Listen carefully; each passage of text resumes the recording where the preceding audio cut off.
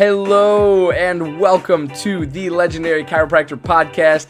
I'm your host, Johnny Reuter, and this podcast is brought to you by thelegendarychiropractor.com, an interactive and immersive virtual platform for prospective chiropractic students, current chiropractic students, recent chiropractic school graduates, and even veteran doctors of chiropractic out in the field wanting just a little bit more from this profession. I hope that you enjoyed today's episode, and if you do, be sure to share with a friend, leave us a rate, leave us a review, and also be sure to subscribe to get more. Chiro HD, superior cloud-based practice management software. Chiro HD is a user-friendly, all-in-one EHR solution built with one mission: to help you run your practice like a boss. Learn more at chirohd.com. Total Clinic Solutions is your go-to source for purchasing both brand new and refurbished chiropractic equipment, as well as phone support for repairs and maintenance. Call Derek and allow him to combine your wishes and his 23 years of chiropractic equipment expertise to find what's best for you and your patients at 704-622-4089 or head to totalclinicsolutions.com now.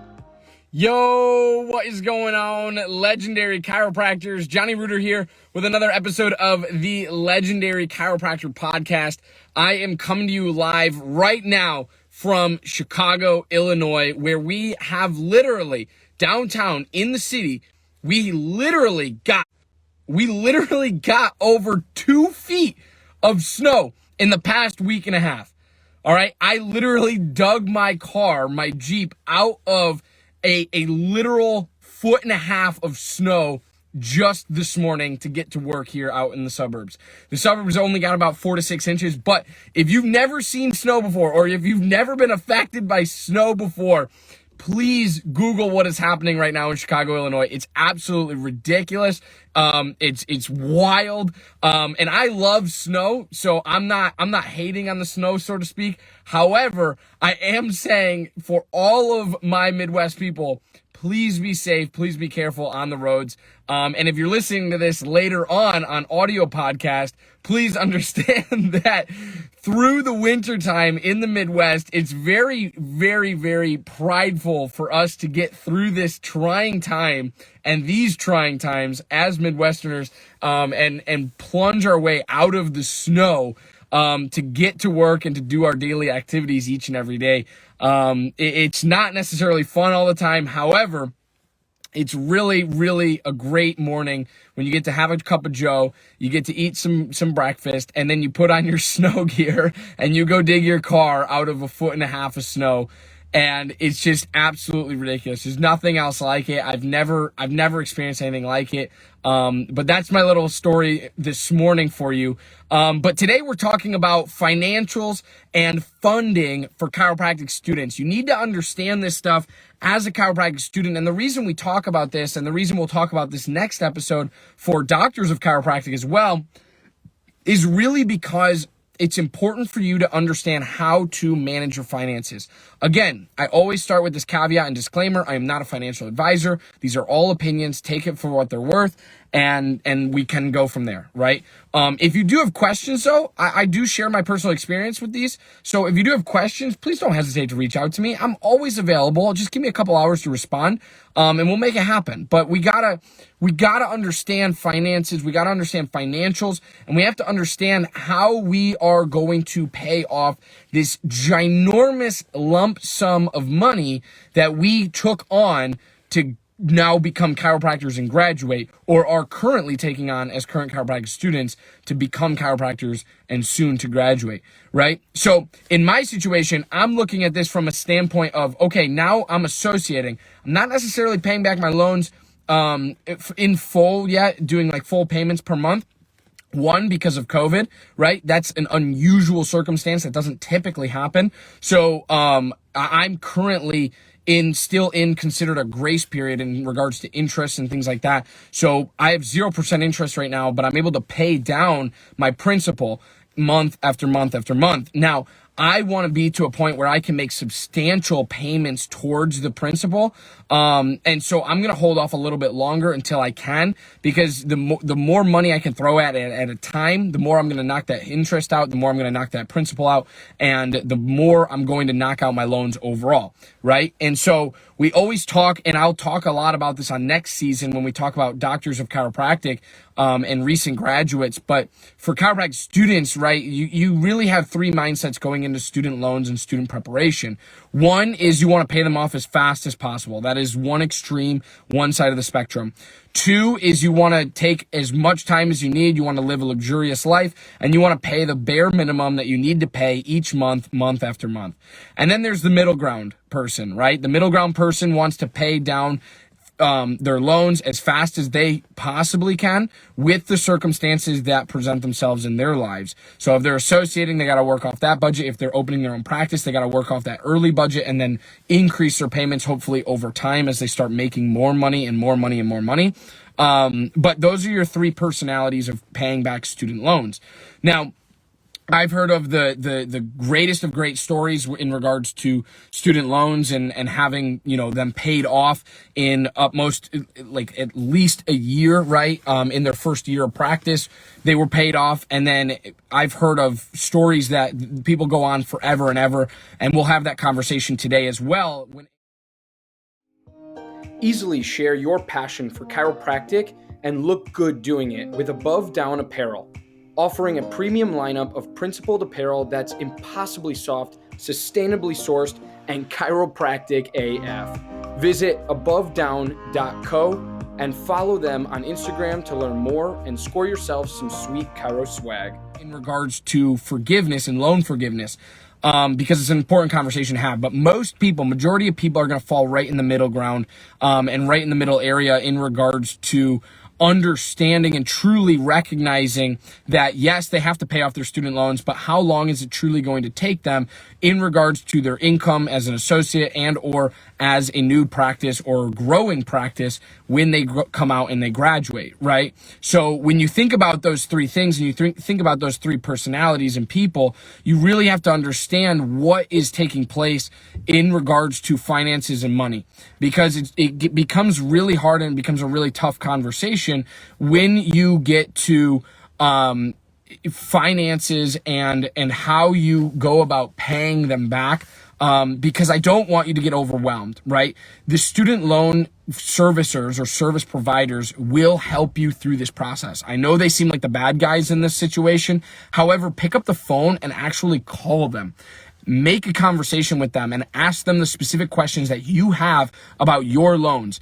And as Dave Ramsey says about this, he's a big budgeting guy and entrepreneur, but he says take it loan by loan, meaning it goes back to the old verbiage that says, like, how do you eat an elephant, right? One bite at a time. Take it loan by loan. Pay off the interest for that loan, pay off that principal of that loan, and move on. Pay off the interest of the next loan, pay off the principal of the next loan, and move on. And because by the end of graduation, if you're on the quarter system, you probably have upmost of, 13 to 26 student loans that are both now federal and private in regards to the Grad Plus and things like that.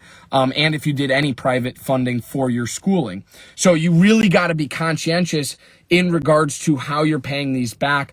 But you got to be on top of it, right? Take advantage of, grace periods. Take advantage of grace periods to create a plan for yourself so that you can attack them as soon as you have to start paying, right? Understand what percentage of your income is going to come out of each paycheck and go towards the student loans. Is it going to make an impact on both your interest and your principal amount? You have to understand the difference between those two amounts and how you do that. Now, most people fall anywhere between in the time range of like 7 to 15 years of paying back their student loans. Some people, like I said, are 5 and below, and some people, like I said, are 20 and 25 plus, right? But those people on the early end, those people are the ones that can't stand debt at all. They don't like living in debt. They hate having money over their head, and they really just want to pay it off and be mentally okay. The people that are on the far side of the spectrum really just want to live their luxurious life and utilize all of their money to the best of their abilities as much and as far as they possibly can. The money that is worked hard to earn, they want to keep as much as possible so they still are on that income-driven repayment. Not highly recommended that you do that. Not highly recommended that 20 years out of chiropractic school, you're still doing income-based repayments, because it's really meant to be a 1 to 2 year program where you do income-based repayments, and as you escalate your income, you start paying more of your interest and your principal, and that decreases the time frame in which you have these loans outstanding, and you can pay them off sooner and faster. But some people are in it for the long haul. They want to get forgiveness. They want to get their loans forgiven. The only problem with that is there's something called a public service loan. And public service loan financing, or PSLF, is really difficult to get your loans not only refinanced, but also forgiven. And chiropractors typically, because we are not public servants or services, we are private companies and small businesses, we don't typically, we're not typically eligible for that specific forgiveness program. You really have to go through your financial aid provider in regards to reconsolidating your loans, or